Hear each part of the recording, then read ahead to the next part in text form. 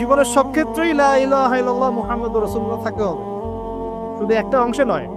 এটা এক নাম্বার। দুই, ওয়ান তুকিমাস সালাহ, এবং যখন তুমি সালাত কায়েম করবে। ইসলামের 2 নম্বর পিলার কি?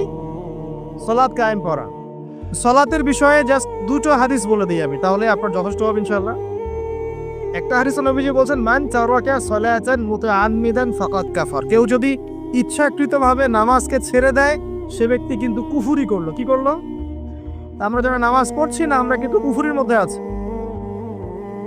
মুয়াজ বিন জাবাল রাদিয়াল্লাহু আনহু নবীজি বলেন, মান তারাকা সালাতান মুতাআম্মিদান ফাকাদ বারিআত মিন জিম্মাতিল্লাহ। কেউ যদি নামাজ ছেড়ে দেয়, ফরজ নামাজ তার উপর ছেড়ে দেয়, ত্যাগ করে, সে ব্যক্তি আল্লাহ জিম্মাদারি থেকে মুক্ত হয়ে গেল।